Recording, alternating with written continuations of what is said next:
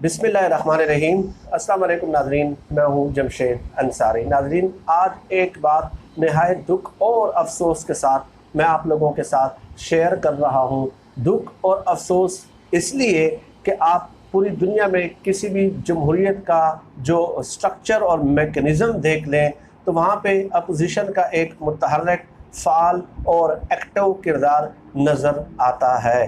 क्योंकि ये बात तो तय है, इस्टेब्लिश्ड है कि दुनिया में किसी भी हुकूमत की गवर्नेंस जो है वो परफेक्ट नहीं हो सकती। और अपोजिशन फिर उस वक्त होता क्या है, कहीं ना कहीं हुकूमत के जो गवर्नेंस के इश्यूज़ हैं, जो फ़ैसला साजी है, उसमें सुकम रह जाता है, खामियां रह जाती हैं। तो उसके बाद अपोजिशन जो होती है वो अपनी जो उकाबी नज़रें हैं वो उन इक़दामात पे जमाए रखती हैं और हुकूमत पे तनकीद करके, प्रेशर एक्सर्ट करके उनको बैक फुट पे ले जाती है हुकूमत को, और वो फ़ैसला फिर वापस हो जाता है। मौजूदा हुकूमत में भी सैकड़ों, जैसे कि मैं पहले कह चुका हूँ, गवर्नेंस के इश्यूज़ हैं जो कि हल नहीं हुए। सेहत पे और इसके अलावा जो थाना कल्चर की इस्लाहात करनी थी, हॉस्पिटल्स की इस्लाहात करनी थी, और बहुत सारे मसाइल हैं जिस पे मैं एक सेपरेट वीडियो बनाऊंगा।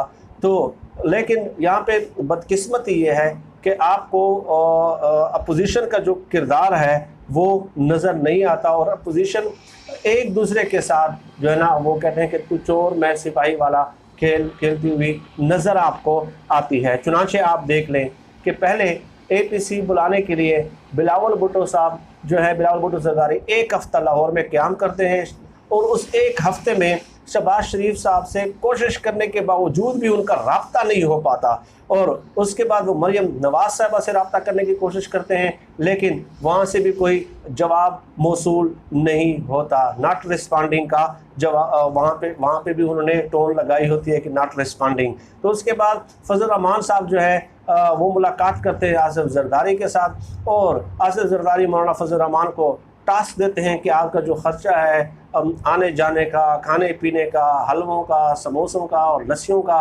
वो आप मेरे ज़िम्मे लगा दें। तो लेकिन आप ये काम करें कि इधर उधर भागम भाग करके अपोजिशन को किसी तरह आप इकट्ठा कर लें। अब जरदारी और बिलावल भुट्टो ज़रदारी और आसिफ ज़रदारी ये क्यों कर रहे हैं, ये मैं कई वीडियोज़ में बता चुका हूँ कि उनके जो 8 से 10 केसेस हैं, इन लोगों को, पीपल्स पार्टी को ये बात अब बिल्कुल सामने नज़र आने लगी है कि इनका मंतकी अंजाम होने वाला है और उन केसेस का फ़ैसला आने वाला है। इदारों ने बहुत ठोस शवाहिद जो है ना कलेक्ट कर लिए हैं, एविडेंसेस।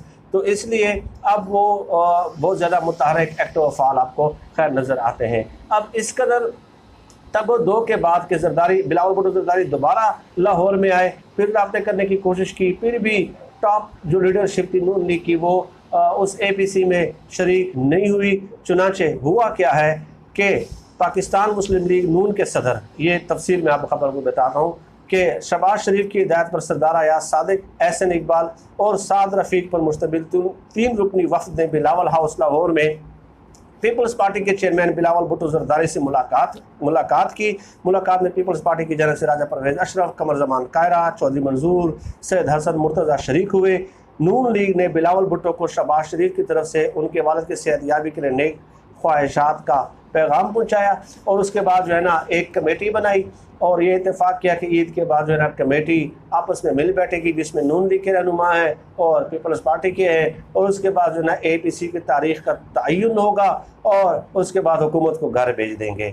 यानी आप देख लें कि जो नून लीग की टॉप लीडरशिप है वो खुद आने के लिए ही तैयार नहीं है। गोया शहबाज शरीफ साहब क्या कोई ज़िंदान में कैद है? शहबाज शरीफ साहब के मिलने मिलाने पे पाबंदी है? कुछ भी नहीं है। इवन के फजल रहमान साहब ने नवाज शरीफ से भी रब्ता किया था, लेकिन उधर से भी कोई जो है ना मुअस्सर कोई जवाब नज़र नहीं आया, वहाँ से भी जवाब नज़र नहीं आता। तो ये अपोजिशन है।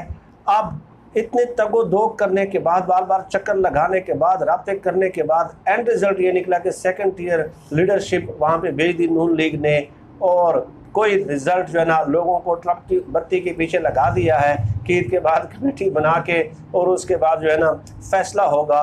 तो ये इमरान खान साहब के सामने अपोजिशन की जमातों का खुलेआम हथियार डालने का ऐलान है। खुलेआम हथियार डालने का ऐलान है। उन्होंने शिकस्त तस्लीम कर ली है और ये बात कंफर्म हो गई है। ये बात आज आप मेरी वीडियो बतौर सबूत अपने पास रख लें और मुझे याद दिलाते रहें कि इस अपोजिशन ने, अगर इमरान खान की हुकूमत कभी जाती भी है तो इसमें इस अपोजिशन का कोई किरदार नहीं होगा, कोई रोल, कोई स्ट्रगल नहीं होगी, कोई एफर्ट्स आपको नज़र नहीं आएंगी। ना इनमें जुर्रत है, अल्लामा इकबाल ने कहा था ना कि न जुर्रत है न खंजर है तो कसदे खुदकुशी कैसा। अब मैं बिल्कुल गैर जानबदारी से, बिल्कुल बखुदा मैं गैर जानबदारी से ये वीडियो कर रहा हूँ। जो नून लीग और पीपल्स पार्टी के सपोर्टर्स हैं, जो उनके वोटर्स हैं, उनके हिमायती है, डेफिनेटली पॉलिटिकल पार्टीज़ हैं, उनके हिमायती वोटर सपोर्टर्स होंगे। मैं उनसे पूछता हूँ, आप अपने ज़मीर पे हाथ रख के बताएं कि जब इन लोगों की हुकूमत थी, इमरान खान साहब ने 126 दिन का धरना दिया। आप इख्तलाफ करें, जो भी करें कि गलत था या सही था, 126 दिन का धरना दिया। पूरे पार्लियामेंट में अंदर बैठ के सारी सियासी जमातें गरजती और बरसती हुई आपको नज़र आती थी कि एक इमरान खान साहब ने डी चौक पे धरना दिया हुआ है, ये नहीं हो सकता, एक जत्था, एक हजूम आके हमसे इस्तीफ़ा लेने की कोशिश करे। लेकिन उन्होंने अमलन ये साबित किया कि गो के सरकारी कागजात में अपोजिशन लीडर उस वक्त खुर्शीद शाह थे, लेकिन प्रैक्टिकली अमलन जो है वो इमरान खान साहब थे। उन्होंने ये साबित कर दिया था कि मैं अकेला पूरे के जितनी भी सियासी जमातें दूसरी तरफ हैं, लेकिन मैं अकेला अपोजिशन का किरदार अदा कर सकता हूँ। यही होता है अपोजिशन का किरदार, जो उस वक्त इमरान खान साहब ने अदा किया।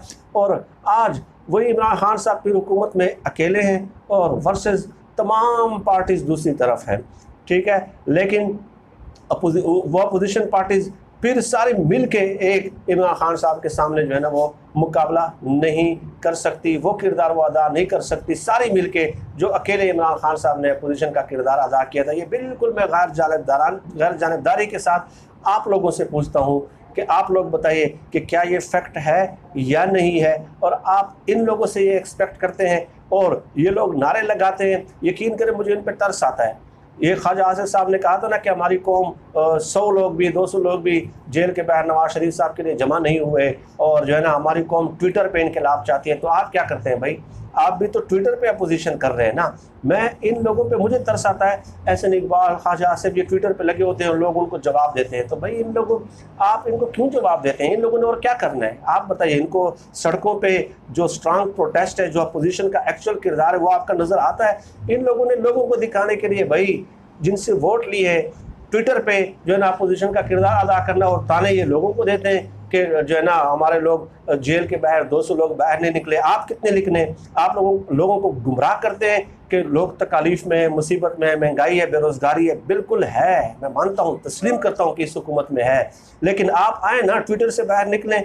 आप भी तो ट्विटर पे इनकलाब लाने की बातें करते हो, लोगों की आंखों में धूल झोंकने की कोशिश करते हैं, बेवकूफ़ बनाने की कोशिश करते हैं लोगों को, ठीक है। तो ये इनका हाल है, और ये बात भी उनकी गलती, ये बात भी उनकी गलती नाज़रीन कि लोग 200 लोग बाहर जेल के बाहर नहीं निकले, ठीक है, उस वक्त नहीं निकले। लेकिन जब नवाज शरीफ साहब गिरफ्तारी देने आए थे तो उस वक्त शहबाज शरीफ जिस जुलूस की क़यादत कर रहे थे और उन्होंने एयरपोर्ट पहुंचना था, उस वक्त एक माकूल तादाद लोगों की मौजूद थी। अब किस तरह लाई गई ये एक अलग बहस है कि मिन्नतें करके और बसों में और ट्रांसपोर्ट में और जो है ना बिरयानी और कीमा बिरयानी और पता नहीं क्या क्या चीज़ें हैं ना, तो वो अगर आपने जिस तरीके से भी लाए, लेकिन लोग मौजूद थे। लेकिन उनके जो छोटे भाई हैं वो पूरे लाहौर के उनको सैर कराते रहे कि जैसे वो लोग जो हैं लाहौर उन्होंने देखा ही ना हो, और आप एयरपोर्ट पहुंचे ही नहीं है। तो आपकी लीडरशिप ये है, लीडरशिप पोटेंशियल आप लोगों का ये है कि लोग आपके साथ आ भी जाए तो कैसे आए आपके साथ? आप पे लोग ट्रस्ट करने के लिए तैयार ही नहीं है, आप एक्सपोज हो चुके हैं। मैं ये बात तस्लीम करता हूँ कि मौजूदा हुकूमत में खामियां हैं, गवर्नेंस में बहुत सारे इश्यूज़ हैं जो कि हल होने चाहिए, लेकिन ये इस हुकूमत का एहसान है कि उन्होंने एक एक सियासी जमात और उनके तमाम रहनुमाओं के मुनाफिकाना किरदार और मुनाफिकाना चेहरे, डबल स्टैंडर्ड्स जो हैं वो पूरी कौम के सामने अया कर दिए। ये उस कौम का, ये इस हुकूमत का क्या कम एहसान है? मैं बिल्कुल उसका ये एहसान, ये एक कारकर्दगी उनकी 10-20 कारकर्दगी इस पे भारी है। इट डजेंट मीन कि हुकूमत परफॉर्म ना करे, बिल्कुल करे जो अवामी इशूज़ है, लेकिन ये एक एहसान कौम को याद रखना चाहिए कि कैसे एक इन मौलवियों के भी, मौलवियों से मुराद मेरे मौलाना फजल रहमान साहब है, ठीक है, कि अचानक पता नहीं उनको ख्वाब में कोई कुर्सी नज़र आ जाती है या क्या नज़र आ जाता है कि वो फ़ौरन उठ जाते हैं और एक की तरफ भागते हैं। हालांकि इसी फजल रहमान ने कहा था कि मैं दोबारा इन पार्टीज़ की तरफ नहीं जाऊँगा, आज़ादी मार्च में इन लोगों ने मुझे धोखा किया है, मुझे डिसीव किया और मुझे पता नहीं क्या क्या, और लेकिन उसके बाद फिर एक की तरफ भागे हुए जाते हैं, दूसरी तरफ भागे हुए जाते हैं, लेकिन कोई पकड़ाई उनको अपने हाथ में नहीं दे रहा। तो ये एक क़यामत सुगरा का मंजर है नाज़रीन अपोजिशन पे। मैं आज भी कहता हूँ कि मैं खुश हूँगा कि जैसे इमरान खान साहब ने अपोजिशन में किरदार अदा किया था, अमलन प्रैक्टिकली साबित किया था, ठीक है, और कॉन्स्टेंटली अंडर प्रेशर रखा था हुकूमत को इस्लाहात के लिए, वो भी इलेक्शन रिफॉर्म में इस्लाहात के लिए था। आप भी इसी तरह प्रेशर रखें, आप हिम्मत पैदा करें, न जुर्रत है न खंजर है, तो कसदे खुदकुशी कैसा। मैं आपके साथ अपोजिशन पार्टीज़ के जो प्रोटेस्ट होंगे, लेकिन आप जम के एक जगह बैठ जाएं और इस्लाहात के लिए जो है ना एक प्रोटेस्ट देना शुरू कर दें, लेकिन ये आप कर नहीं सकते। नाज़रीन आज इस टॉपिक पे इतना ही। मज़ीद इस किस्म के मौज़ूआत पर आपसे बात होती रहेगी। आप सब लोग अपना बहुत बहुत ख्याल रखिएगा, मुझे अपने दुआओं में ख़ास तौर पर याद रखिएगा। अल्लाह सबका आमीन। नासिर पाकिस्तान जिंदाबाद। अल्लाह हाफ़िज़।